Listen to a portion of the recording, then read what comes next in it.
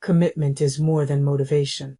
Have you ever noticed that some leaders stay steady, even when everything around them feels uncertain?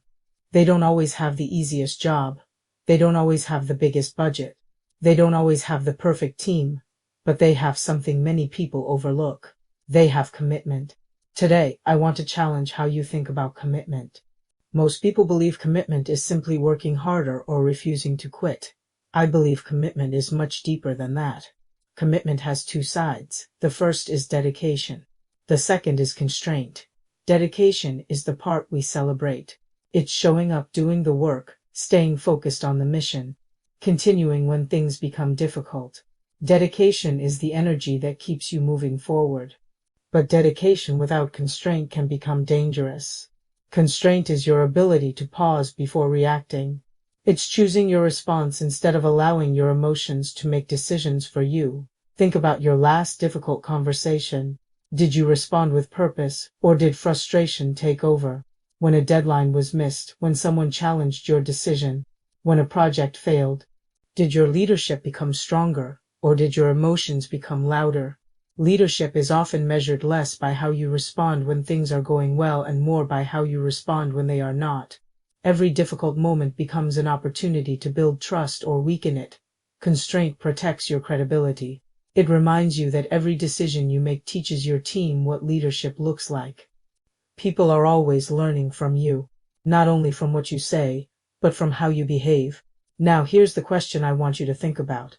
How do you build commitment in other people? You don't build commitment by asking people to care more. You build commitment by creating an environment where commitment has room to grow. I've found 4 ingredients that make a tremendous difference.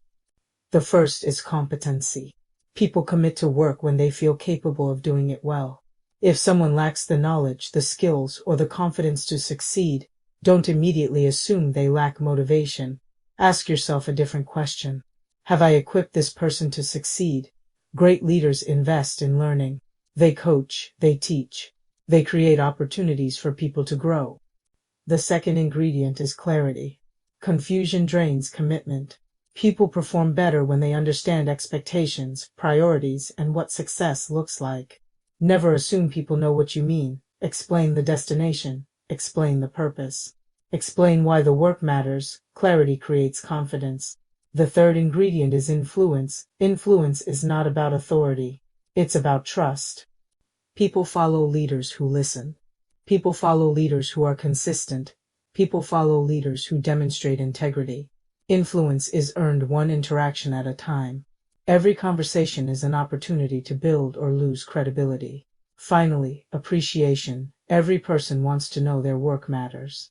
Recognition is not about handing out praise for everything. It's about noticing effort. It's about acknowledging growth. It's about reminding people that they are making a meaningful contribution. People stay committed when they know they matter. Competency, clarity, influence, appreciation. When these 4 elements come together, commitment becomes stronger because people feel capable, informed, respected, and valued. But I also want to leave you with a personal challenge. Leadership development is never only about building your team. It's about building yourself. Too many leaders stop growing once they receive the title. Titles never replace learning. Experience never replaces reflection. Years of service never replace curiosity. The best leaders I know remain students. They ask questions. They seek feedback. They admit mistakes. They challenge their own assumptions. Growth begins the moment we decide we still have something to learn. So ask yourself these questions. What leadership habit do I need to strengthen? Where am I reacting instead of responding? Who is helping me grow? How am I investing in my own leadership capacity? Because the truth is this: the organization will rarely outgrow the leader. If you want your team to become stronger yourself. If you want your culture to improve your leadership. If you want people to stay committed, demonstrate commitment first. Your growth gives other people permission to grow. Your consistency gives other people confidence. Your leadership creates the environment where others decide whether they will simply show up or fully commit. So today, choose dedication, choose constraint, choose growth. Most importantly, choose to become the leader your team deserves. Because leadership is not measured by the position you hold. Leadership is measured by the people who become better because you chose to lead well.